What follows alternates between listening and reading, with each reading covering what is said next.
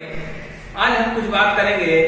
कल अपन बात किए थे, कल अपन फ्लूइड मैकेनिक्स के बारे में बात किए थे, लेकिन थोड़ा बात किए थे।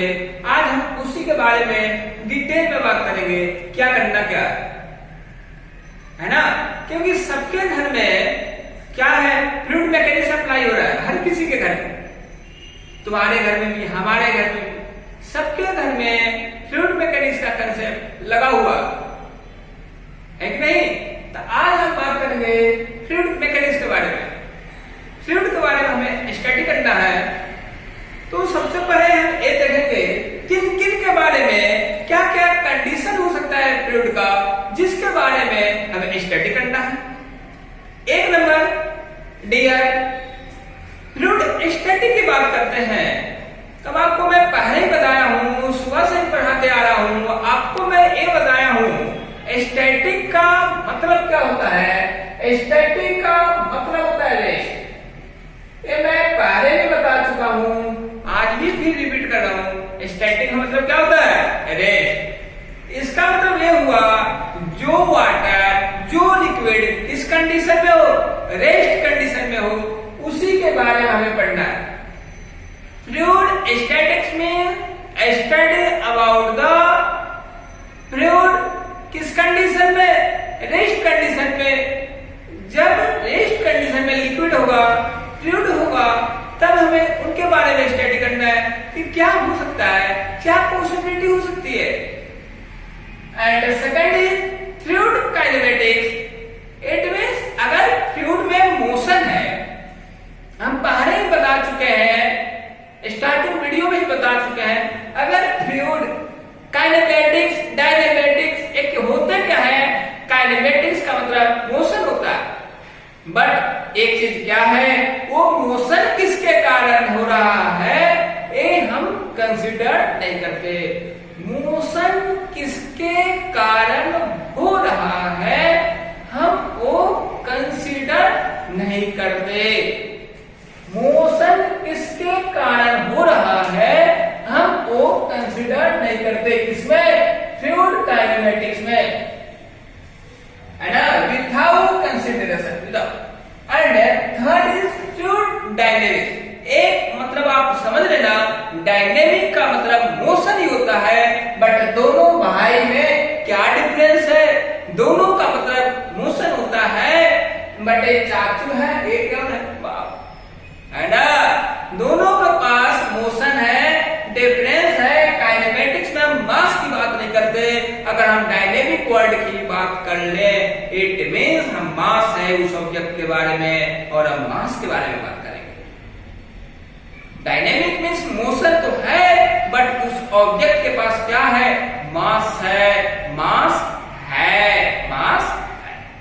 इसमें देखो क्या करेंगे, इसके बारे में हम स्टडी करेंगे, लिक्विड के बारे में। और लिक्विड का मोशन में है, लिक्विड मोशन में है, क्यों है उसको हम जानेंगे। किसके कारण क्या है, ए मोशन में है। इट मीन हम कंसीडर करते हैं किसके कारण हमारा जो लिक्विड है, हमारा फ्लूइड किसमें है, मोशन में है। ये हमें जानना नेसेसरी है, हम कंसीडर करते हैं फ्लूइड डायनेमिक्स के बारे में, ठीक है। एक कहा मेरा स्टूडेंट, सर आप तो ये बता दिया हमें, लेकिन ये नहीं बताया फ्लूइड्स का डेफिनेशन क्या होता है। मैंने कहा ठीक है, देख लो फ्लूइड्स का भी हम डेफिनेशन यहाँ लिख रखे हैं, लिखा है फ्लूइड का। देखो फ्लूइड एक ऐसा सब्सटेंस है जो कंटिन्यूअस डिफॉर्म होता है। इट मीन जब हम फोर्स लिक्विड पे लगाएंगे, उसका से चेंज होता जाएगा, चेंज होता जाएगा, जब तक अपन फोर्स लगाएंगे, है ना। और फोर्स कैसा लगाएंगे, टेंजेंशियल कंडीशन में। किस कंडीशन में, टेंजेंशियल फोर्स लगेगा। और no matter how small it may be, कोई मैटर नहीं करता वो पार्टिकल्स का साइज क्या है, क्या नहीं। अब हम आपको बताते हैं टेंजेंशियल क्या होता है, इसके बारे में मैं आपको कुछ बता दूं।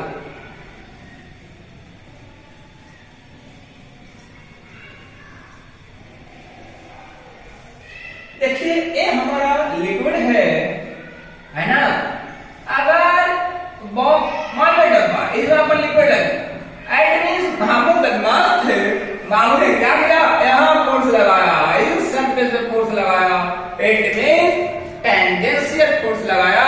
तो ये फोर्स लगाएगा तो क्या हो जाएगा, यू हो जाएगा, यू हो जाएगा, है ना, यू हो जाएगा।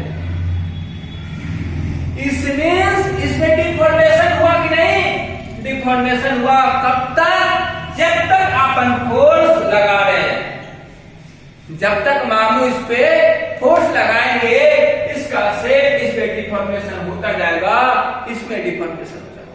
टेंजेंशियल का मतलब हुआ सरफेस पे फोर्स लगाना, सरफेस पे फोर्स लगाना, सरफेस पे फोर्स लगाना। अब देखो दो चीज है, मैं आपको बता दूं क्या क्या है, वो इंपॉर्टेंट है, ये भी जानना जरूरी है।